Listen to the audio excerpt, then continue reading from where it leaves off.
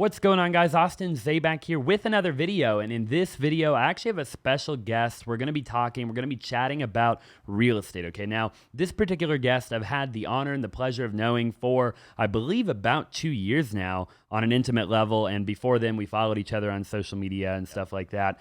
And this guy is somebody that, I really, really look at in the real estate industry as a traditional real estate agent, as somebody that is in the top 1% of real estate agents in the country. Now, we all know that the real estate industry is not an industry that is necessarily easy, especially right now, with the market where it's at. And this is somebody that has continuously killed it over the course of 7 years in the business. And how old are you, Dylan?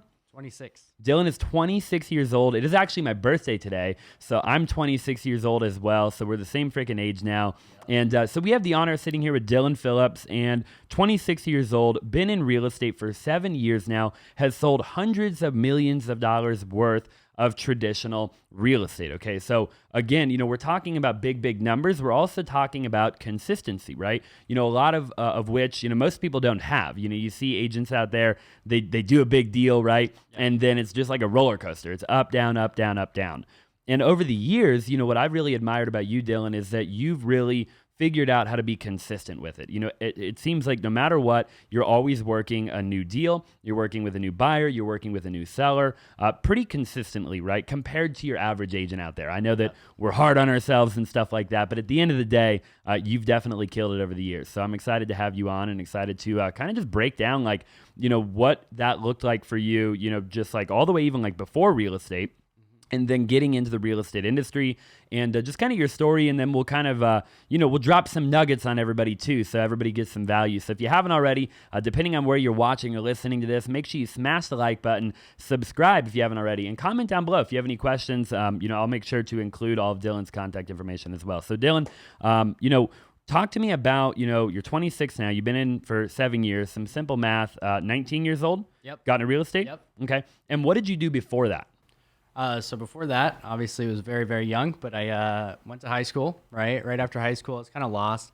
I didn't really know where to go, what to do. A lot of my buddies went to University of Arizona, ASU, and all over the country for that matter. So I was kind of like stuck. I knew I had to do something, right? So, and I was waiting tables at the time, and, I was just kind of like feeling like, I'm either going to be in the restaurant industry or maybe I can open a food truck or, and then I was just looking at the numbers and everything, and nothing really made too much sense. And then I was actually just hanging out with one of my buddies, and he's like, hey, my uncle does real estate. He's like, you should do real estate. And then being naive and 19, I literally just said, okay, I'm going to do real estate, right? Yeah. Hopped right into real estate school, failed the test 7, 8, 9 times. And then really just from there, just hit the ground running, just looked for mentorships, coaching, and beyond, and just kind of grew and evolved from there. That's awesome, man. That's awesome. So, what was like when you look back at your life, when you were growing up, did you have people in your life, whether it be your family, whether it be, obviously you talk about your uncle, right? And your uncle's like, you said your uncle? One of my buddy's uncles. One of your buddy's uncles. Yep. Okay. So he kind of says, hey, you got to get into real estate. Was anybody in your family ever in real estate, or were you kind of the first one? I think my grandfather was, but I wasn't too close. So it was a long way off. Yeah. But yeah, somewhere in the line, the real estate ran in the blood. I love that, man. I think real estate is an industry where, similar to me, right? Like I think that, people in my family, maybe they're like, who really knows? But it's like one of those industries where, anybody can get into the industry and succeed if they want to, right? If they want to. And that's a big key word there. And kind of the big takeaway there is like, listen, it's not an industry it's not rocket science. I mean, at the end of the day, you got to study, you got to take your test, you got to kind of do that whole thing, which is very difficult, by the way. Right. I failed multiple times too, okay? So, very difficult for anybody watching. If you passed that test on your first try, drop in the comments down below, because kudos to you. That is not an easy one to pass on your first try.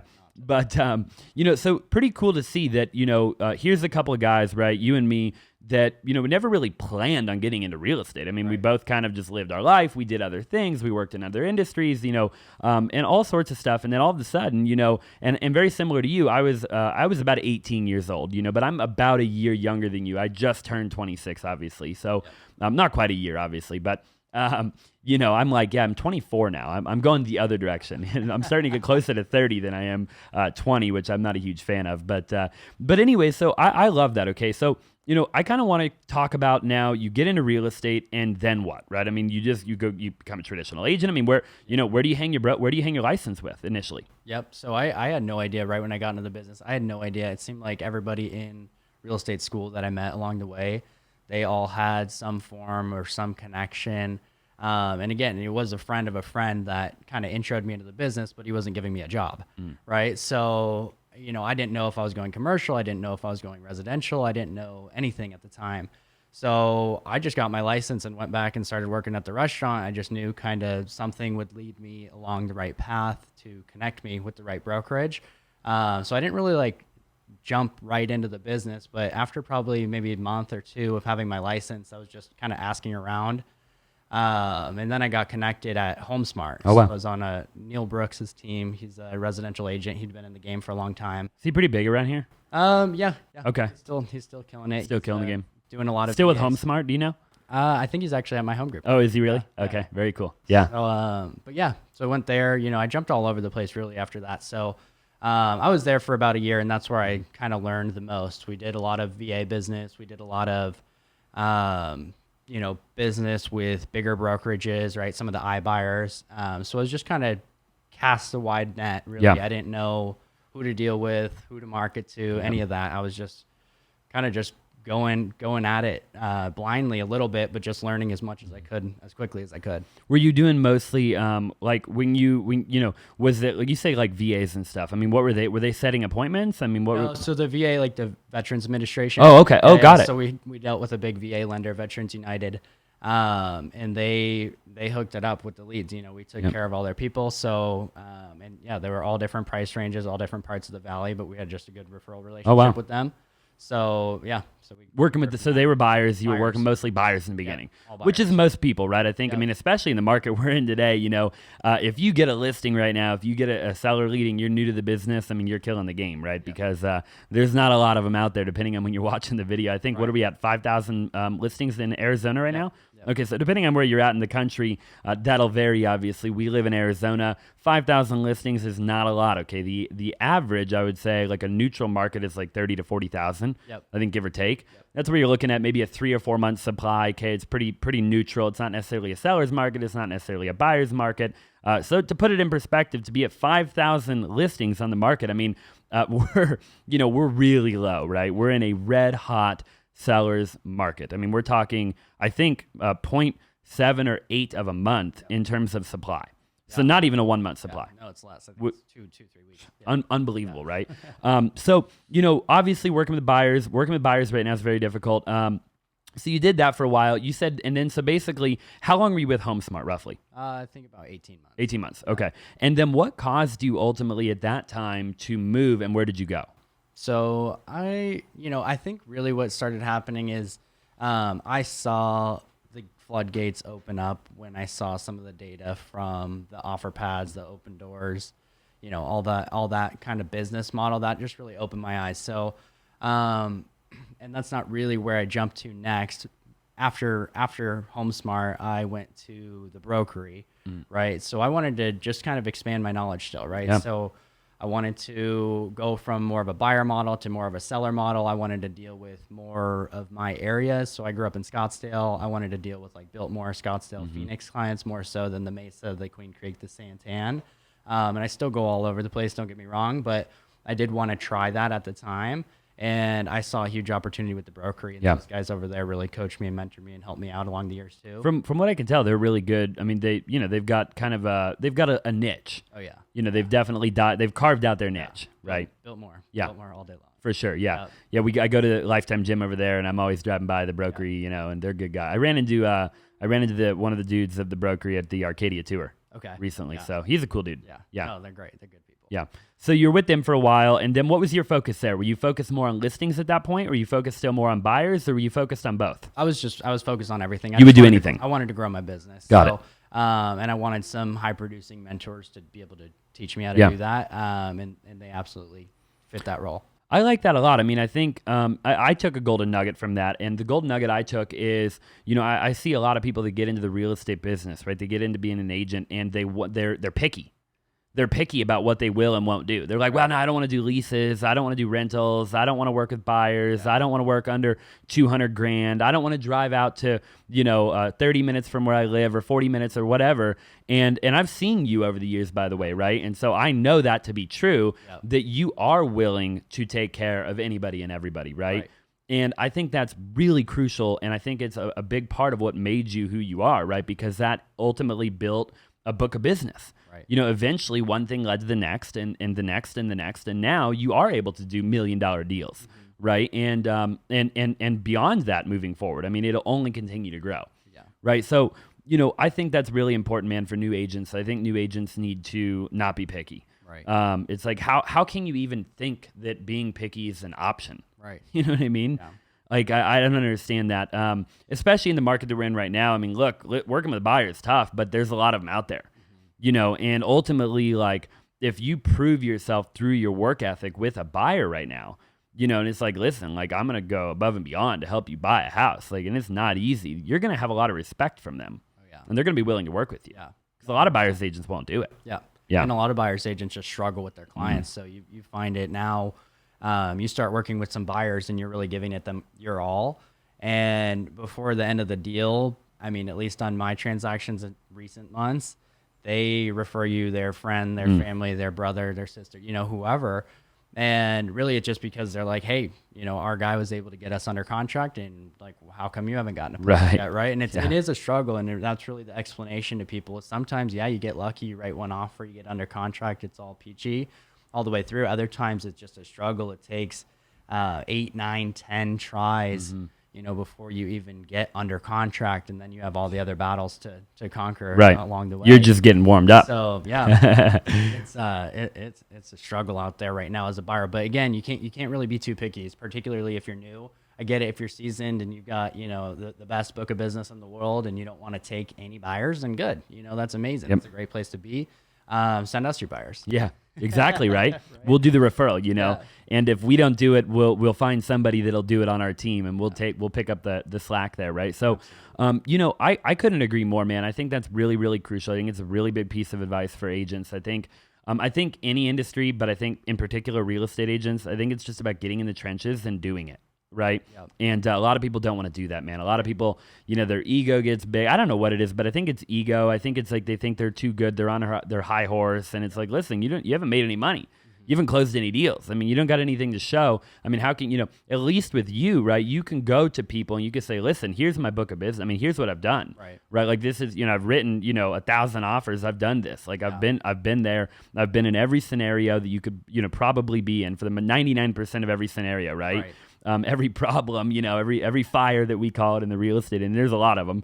And, you can help people really navigate through that. I mean, brand new agents, sometimes they need to go through that. I mean, they need to get seasoned. I mean, it takes time, right? It takes a lot of time. So, okay. So, basically going from HomeSmart, you stayed, so HomeSmart 18 months, right? You really got a lot of value there. Wasn't like you just went in, dipped out, right? You see a lot of agents do that. I mean, 18 months with a real estate company, especially when you're brand new, you milked that and got a ton of value from that. Plus, that was 7 years ago. Right. So, I mean, we're talking, I don't know, I think HomeSmart has like 16 or 17,000 agents now, but I'd imagine at the time they weren't that big. Yeah.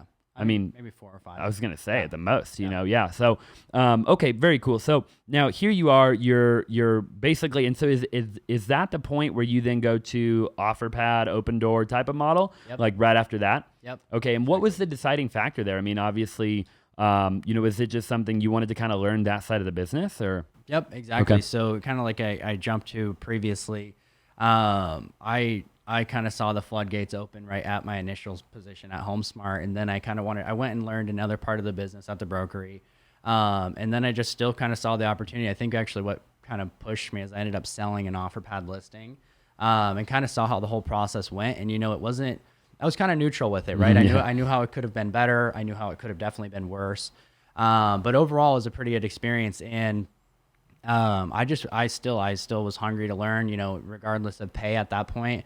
Because I made really good money at the brokery. I was really happy there, and it was actually really tough for me to leave. So, but I did end up making the executive decision on moving on from there to OfferPad. And again, that was, and I loved the company. I loved the model. At the time I had good intentions. Everything was great.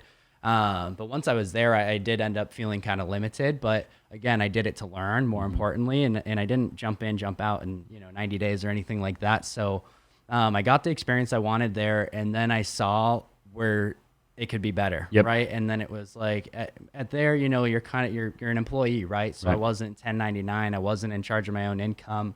So I just felt really limited. And then I saw, like our conversion rates are, that you strive for like 10%. So, I was like, in my head, I'm like, what about the 90? Right. So, I'm making 100 plus calls a day, and talking to people that they want more, and it's not necessarily more money. It's not necessarily, and everybody just wants something different. Right. So I wanted to come here, and this is where I moved here, to really just create something that works for everybody, whether that be another agent, a buyer, a seller, and just be open-minded to, it's not always 6%. Sometimes it's 4%, right? Sometimes it's 7%, right? Like literally everything across the board is negotiable aside from commission.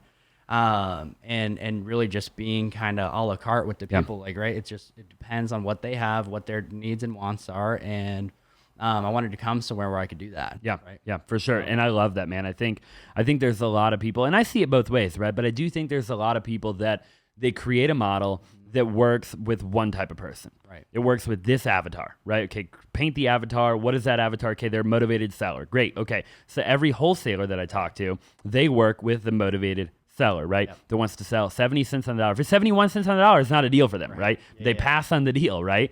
And it's a dead lead. And that's just one example. And, you see a lot of models out there right now, right?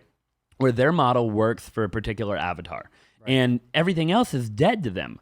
And like you, I really see that, and I feel that. And again, like, hey, if it works for them, great, right? Amazing, like good for them, right? But I do really like what you're saying when it comes to, okay, being able to really talk to a seller and, hey, like, how can we help you? What does that look like? Now we've obviously been able to do that because we've established kind of what you typically saw at Open Door, right? That type of model, but like more of a basically I would say more of like mom and pop type, like just not as huge of a corporation, right? But then we specialize in the real estate, right? We do the luxury, we do kind of everything in between, and so we're able to really go in there and say, okay, well, here you go, here's what we can do for you, right? And really get an understanding of their situation and just provide a solution. Right. I think it's huge, man. I think it's huge. And then kind of, so fast forwarding, we kind of want to talk about a couple things. Okay, so we're gonna kind of fast forward into kind of what we're doing now, and then kind of talk about maybe some tips, tricks for new agents. People that maybe are thinking about getting into the industry. Maybe they already are in the industry. Maybe they're struggling in the industry, right? So we'll talk about some of that too. So. Now, and we haven't really talked a whole lot about this, okay? So this will be kind of the first time that we're talking about this, but we actually just recently made a decision to leave the brokerage that we were with, right? A great brokerage, by the way. Right. So I want to be very clear about that. We were with a phenomenal brokerage, okay? We did end up going ahead and parting ways with that brokerage, and we joined a new brokerage. We joined a brokerage that we're both very excited about. And, it was not an easy decision for either of us. For me, and we've talked about this a lot, Dylan, I was with the same brokerage from the very beginning. Right. So, it's interesting to listen to you, and you got all this experience, right? Which I love, by the way. It's really cool. And for me, I just knew one thing, right? As it pertained to the traditional real estate model, right? Which for me, I think was hindering me because I needed to, like you, I got to a point where it's like, okay, I think we're limiting ourselves here, right? I really am starting to look at the world. I'm looking at, we just went through a pandemic. I mean, like, gosh, right? A lot of people are doing Zoom calls. A lot of, the world is changing, right? And if we don't adapt to that, then that is not a good thing, right? I think it's a recipe for disaster, in my opinion. 100%. So. We moved brokerages. We're with a new brokerage now. The brokerage is called EXP. Okay, you've probably heard of it if you're watching the video, if you're listening. Now we're not going to dive into it too much. Okay, it's not what this video is about, right? But with that being said, what are the things that you saw when and we've talked about it a bunch, but like when I gave you a call, right, and I texted you and I was like, dude, I've been looking at this. I've been looking at it for a lot. But which, by the way, I looked at this thing for 2.5 years. And I said no to it for 2.5 years, dude. I was like, nope, not for me, not for me, not for me, not for me, not for me, right? And I actually come from like a network marketing background, Right. Prior to real estate, right? Which is interesting, and I still said no, no, no, no, and similar to you, so both of us, right? And maybe even people watching or listening, it's kind of one of those things we were initially turned off to the idea. Right. The more that we dug into it, the more that we talked to people, we joined one of the fastest growing teams in the company, which is huge, right? And the more that we talk to those people, and I know what it is for me, I think it's the same for both of us. What did you see that really got you excited about the future of the real estate industry? Yeah, I mean, and a lot of it started here, right? And I've worked for companies that are, even though I'm just licensed in Arizona right now, I've worked for companies that see the vision nationwide, so that's huge, right? So why, the thing for me is why are we limited to Phoenix, right? Why are we limited to Arizona, right? Why are we limited to, like, why are we limiting ourselves? Right. Really was the question for me. I looked at the splits, I looked at everything, and, ultimately, yes, it is a financial decision, right? And then it ended up for me not being a financial decision, like, oh, my commission's going to go here, right? For me, it was, these are the benefits, right? And the benefits outweighed the splits so heavily for me, right? And for me, always being on teams, right? I've always been on splits one way or another.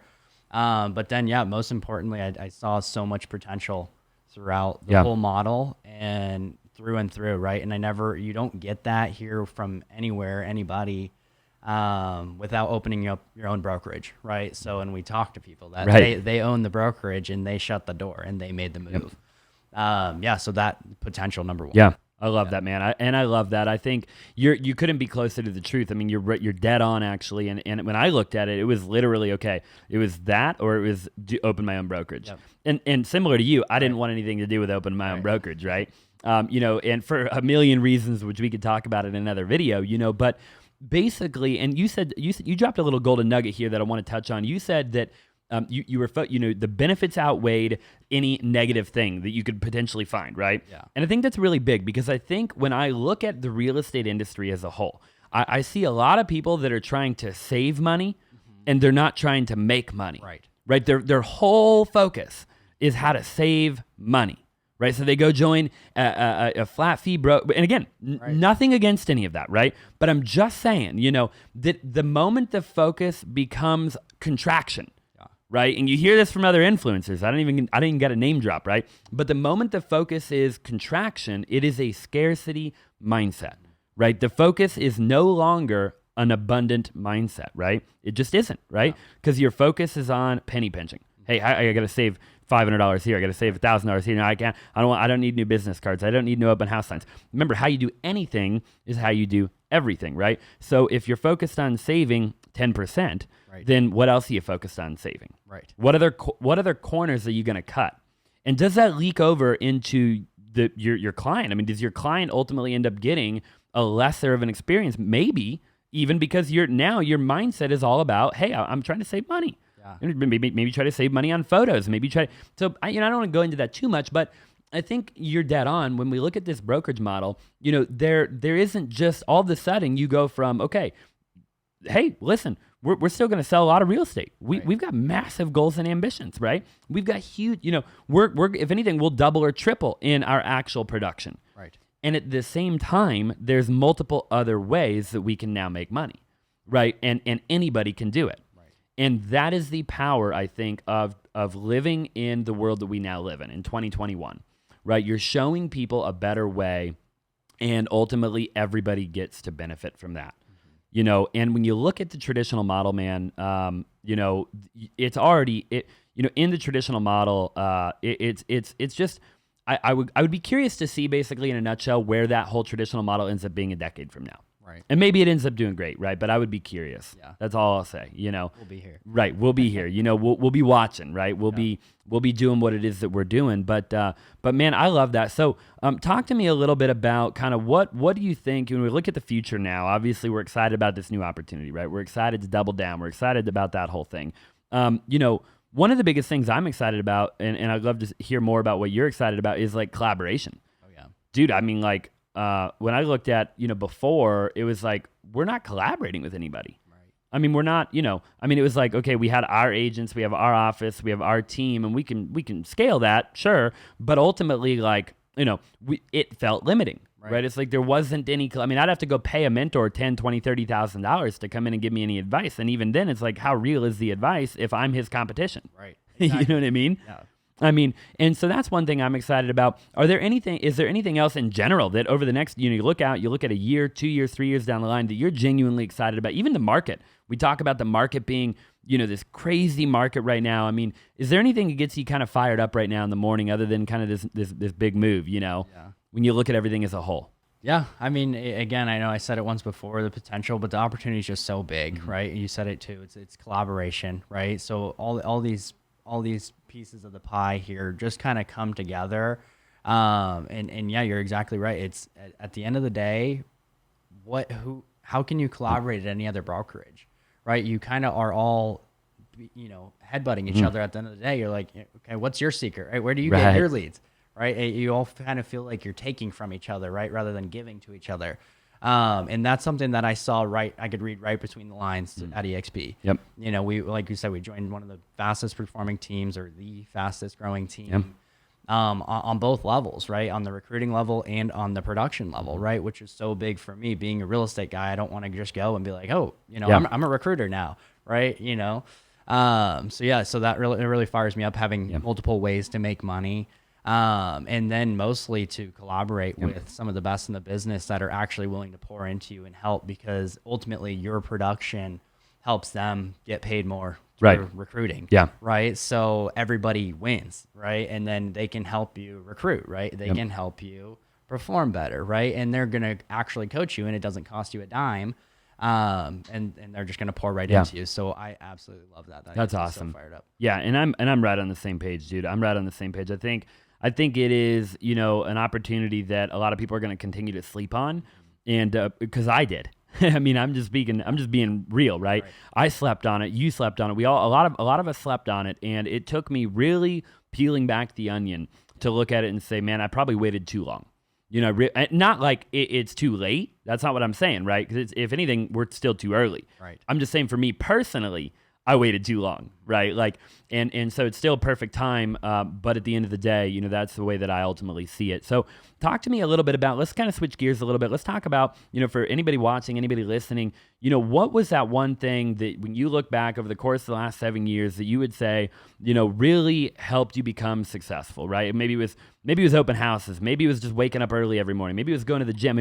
It could be anything, right? What was that one thing when you look at it, you say, you've done a lot of deals, right? You've done a lot of transactions. You worked with a lot of people. You've been very consistent, and a lot of people aren't able to achieve, half of that, let alone, if not more. The failure rate is, I believe, still, it might have gone up, but at one point it was like 87% failure, right? Within 2 years, which is high. If it went up past that, it ain't looking good, right? But, what's that one thing that you've done over the years, man, that you would really look at people and say, listen, if you do this one thing consistently, you'll have success? Yeah. I would say just be open-minded to the fact that you can surround yourself with anybody, right? So I don't know whose deal it is, who said it, right? But there is such thing as a 2-degree rule, right? So if you don't know somebody that knows somebody, right? That's willing to help you out, help you grow, help you evolve, and make it a win-win situation, right? So surrounding yourself with the right people, and more importantly than the right people with the right energy, right? With the right values, right? And the right, you have to be inside the circle to see how other people operate their businesses, right? So, and I've been inside of the wrong circle, right? I've been inside of the best circles, right? I've made hard moves, right? I've done all this for a reason. And ultimately I feel like it all led me here, right, to this moment, to be surrounded by the best group of people I've ever been with. And that's awesome. That's my number one piece of advice. So. Yeah, get around the right people, man, and stop at nothing. I think another thing that I picked up out of what you're kind of talking about there too is also like get uncomfortable. Yeah. Get uncomfortable. I think a lot of people, they get comfortable, right? They get comfortable with one location, with one lead generation source, one whatever, right? It could be anything. And they kind of get into the rut of life, right? It's just kind of, it becomes mundane. It becomes, like an everyday is the same thing, right? And it's like, you over the years have constantly looked at your life and you said, you know what, I think I'm being limited right now. I've got to make a move. And every time that's uncomfortable, man. Yeah.